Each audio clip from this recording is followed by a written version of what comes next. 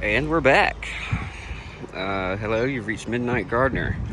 I got some cool new stuff, some new growth, I got some sheer sawanum action, which is, in my opinion, the best action.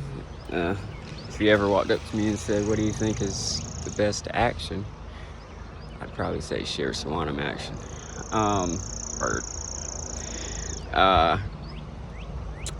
And a lot of transitional colors, new growth, all kinds of stuff. So I'll try to be quick.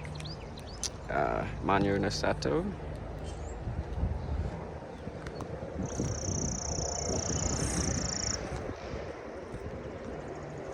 Gets sun till about 1, 2 o'clock.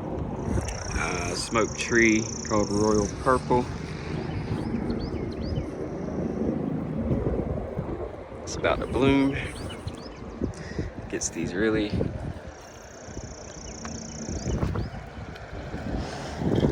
neat little blooms on it that look like a bunch of puffs of smoke, which is where it gets its name, obviously. Red Pygmy.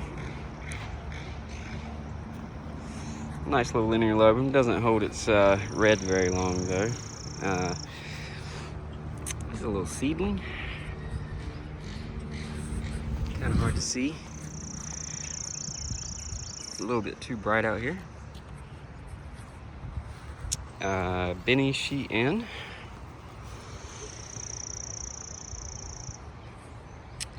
Sport off of Blood Good, so also variegated. Very heat tolerant out here in the sun. Miss Grace out here just being pretty graceful. Weeping Willow. Sorry for the wind. It's just been touching its toes and head banging out here for the last week or so. Bush's Lace, putting on a good bit of growth. I like it. Very nice little conifer. Dobbs Frosted Juniper. It'll be almost completely yellow in a couple weeks probably. Ginkgo Seedling. Got that from Lowe's.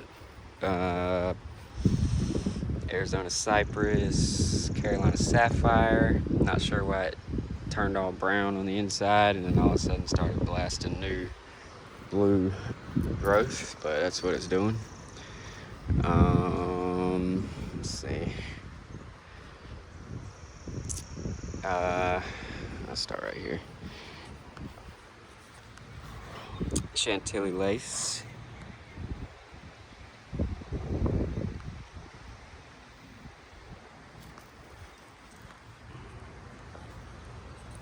Radiant.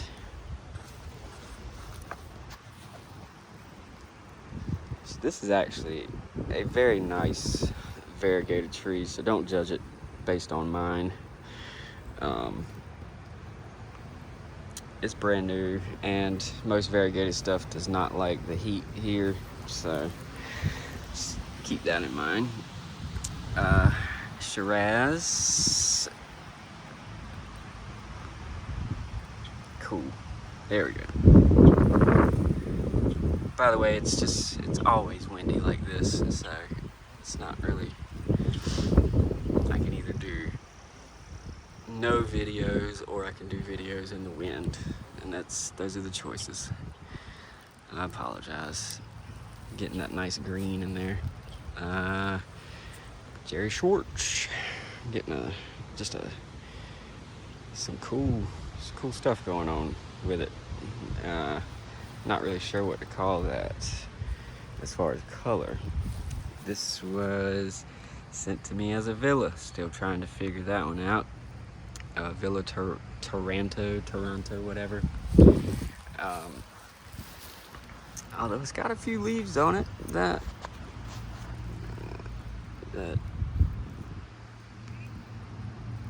might bring it back into villa territory.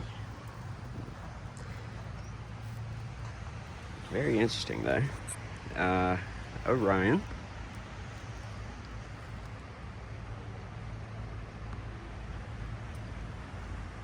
Let me get on the other side. standing in the sun like a genius. Orion surprised me. I'm not a big fan of reds, as I've said a million times, but I'm liking this one. I think it's certified recommended. Firefly.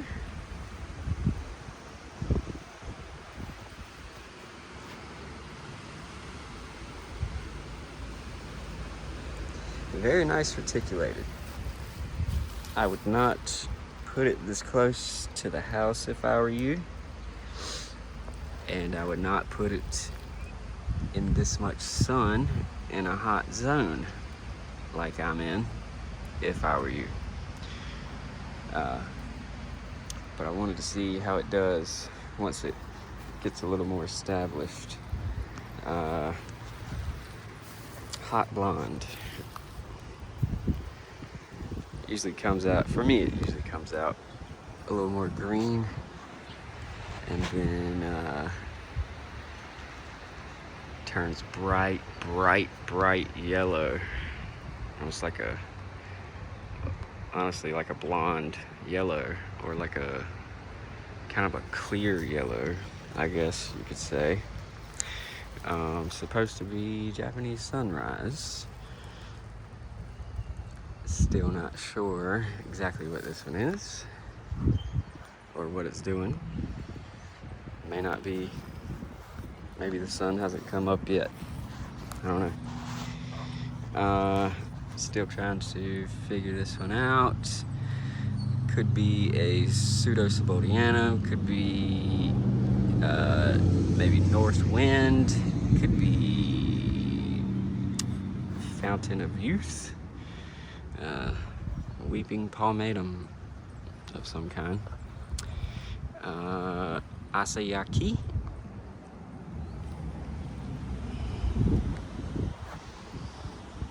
Nice little dissection. I think it's supposed to be a little more yellow, but it's got these little short, kind of fat dissected leaves. You know, not as long and slender like usual. Loropetalum, yellow threads.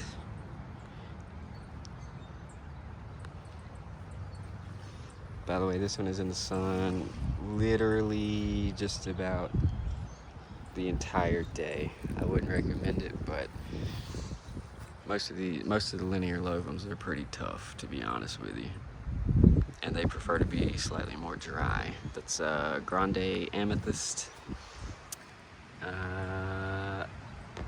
Sorry. Fairy lights. Sunshine ligustrum.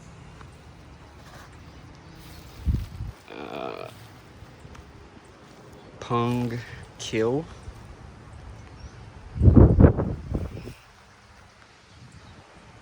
This one will be almost black in about a couple months. That's how you spell it if you need to know.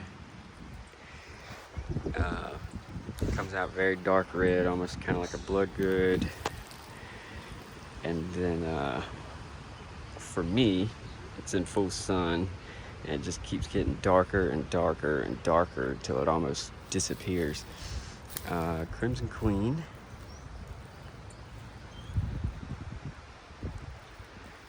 One of the toughest dissectums out there. Definitely in my top 5. Amber Ghost. This one takes a lot of sun. The main thing I love about any Amber Ghost is that you can literally put it anywhere and it will thrive. It will be colorful, and it will be colorful all year. It has a lot of changes. It does a lot of things. And once it goes like full amber, it's you really cannot beat it with anything. I mean, look at that. It's pretty incredible. Japanese boxwood, some kind of rose that fell off the porch. Sunshine ligustrum. Back up so you can kind of see it. Very yellow all year. Winter, spring, doesn't matter. White peaches.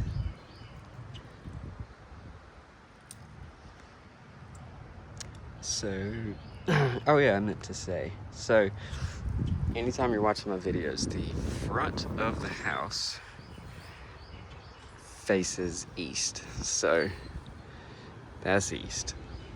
Kind of that way-ish. Almost kind of that way. So the sun rises and then sets on the opposite side of the house, like kind of that way, on the back corner. Basically, where there's right behind those trees. So right after about 5 o'clock, the sun goes behind those trees and get a little bit of shade. So everything up here, everything you're seeing in this video right now that I've shown you is in the sun.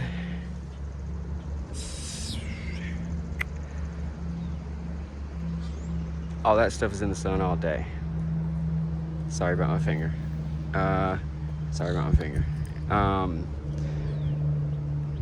That bed over there gets a little more.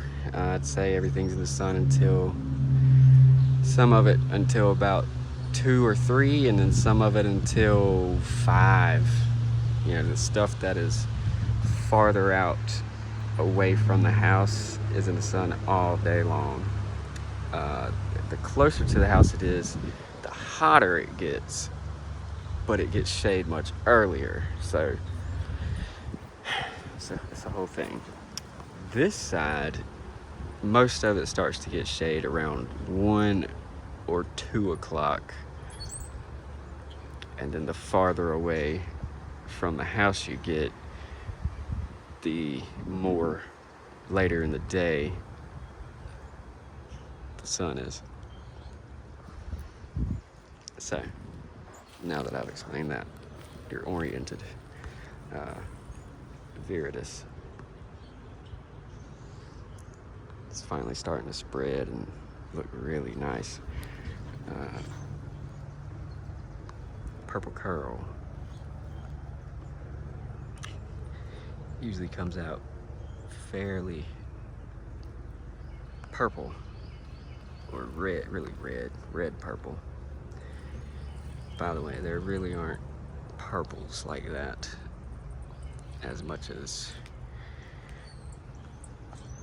people would have you think.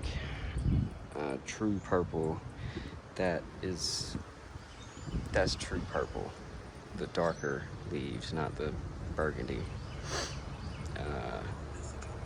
This is red purple.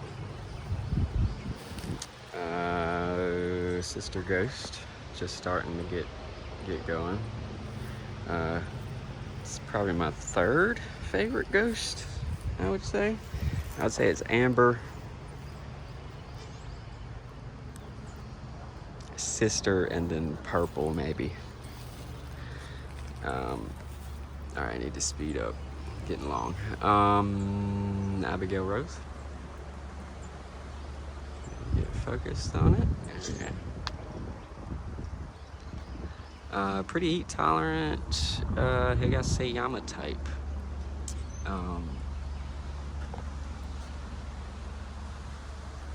If you're in hot zones, Higaseyama, Alpenweiss. Did I say Amber Rose? Abigail Rose. Jesus.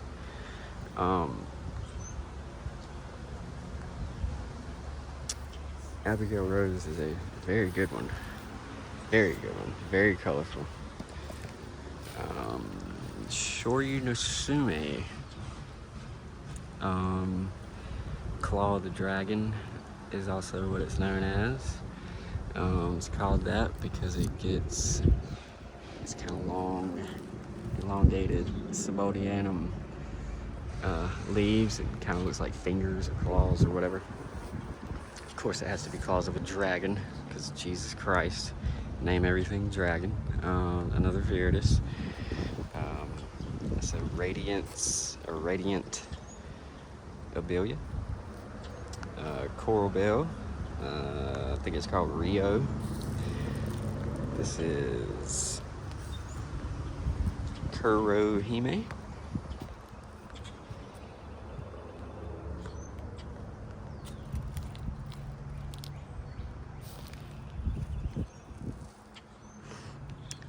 Kenshi. I don't think I've ever shown this one, sorry.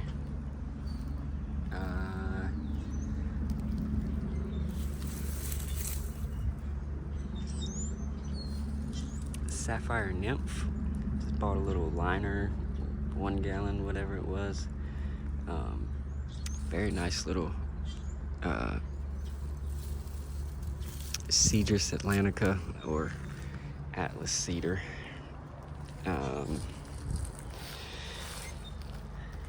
Mila, just doing all kinds of things. Looking very good.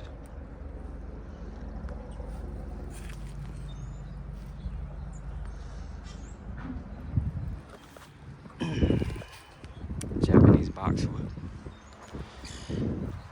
For me, Japanese boxwoods seem to kind of struggle the first year, or at least they don't do much growing at all the first year, and then the next year they kind of, or the third year maybe, they just blast off.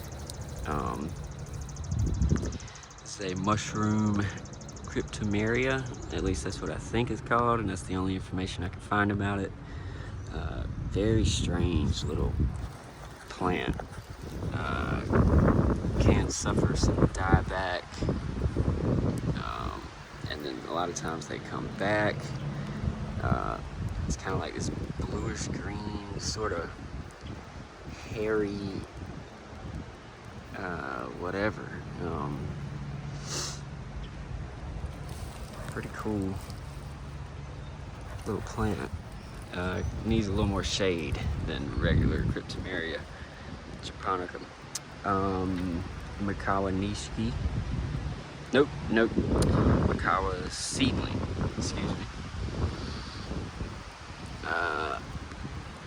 Little red pygmy. I bought on clearance and took it a couple years, but it's starting to do well. Let's do some coral bells. Tokyo or Paris. Southern Comfort, just got those. They'll look way cooler once they get rooted. Something called, I believe it's called Forever Midnight or something. That's pretty close to as purple black as you can get. Caramel. Either Spellbound or Glitter.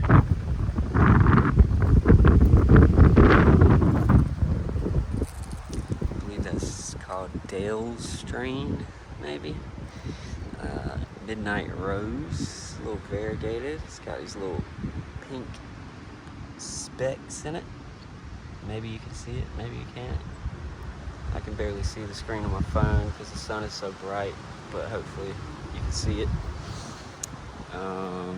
That one's called Lime something.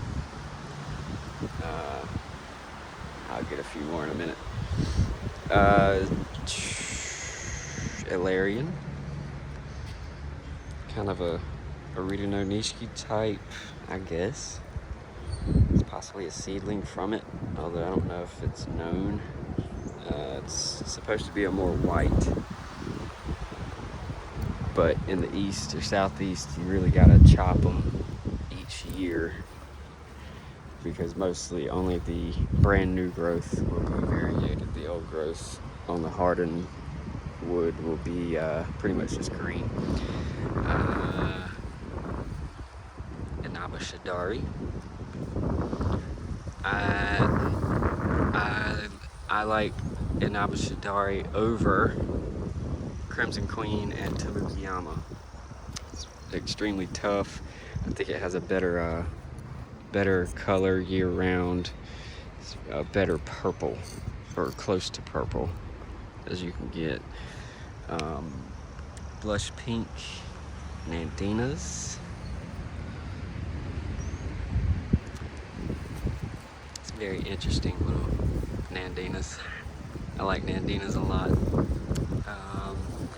Something truffle, I believe, maybe, or no, wild berry something. The other green one I said was either Tokyo or Paris. This one is also, I think, Tokyo or Paris. Usually the greens need a little bit more shade than the ones that are red, purple, or with color. I can't remember the name of that one. I think I got it from Walmart, maybe.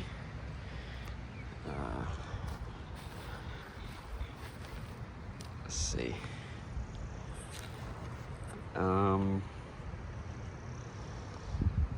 Kuranagishi. It's an extremely popular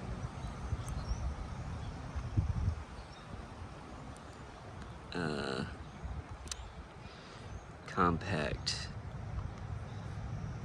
tree. It's like a more curled and red Shishigashira type sort of. It's Euphorbia. I forget the name. It's got a million blooms on it.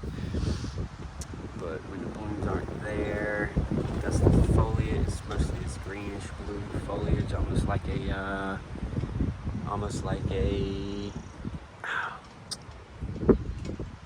what are they called? It almost looks like a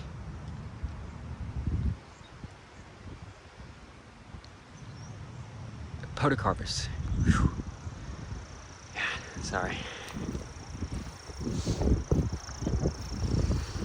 Cherry bomb.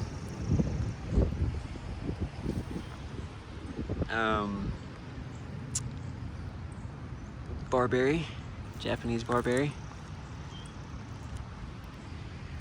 Goshiki Kotohime. No, God, no.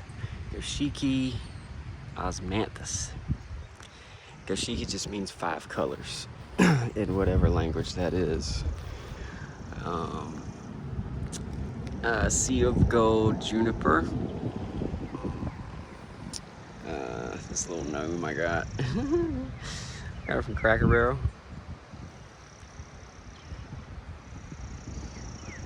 I'm trying to make a little scene down here with mushrooms and gnomes and magical creatures. Alright, I'm gonna stop. That's all, that's pretty much all the sun stuff. You can put anything you've seen in this video in a fair amount of sun, and not worry about it. You do need to keep them well watered, and you do need good drainage. And it's kind of seems counterintuitive to increase drainage, but then because you're increasing drainage, you're increasing the amount of watering you have to do. But that's just the way it is, and there's nothing anyone can do about it. If you have soil that stays wet, everything's just going to die and struggle and have root rot. If you keep it too dry, it's going to have drought damage. It's going to lose its leaves. You're not going to get a lot of growth. A lot of times people don't have much growth from their trees, and then it stays 4 or 5 feet tall for 2-3 years or something like that. It's because they're dry. That's really it. You get more growth if they have water and they're healthy. If they do not have water, they can't keep pushing out growth, so they just kind of stay in like almost as if they're taking a nap.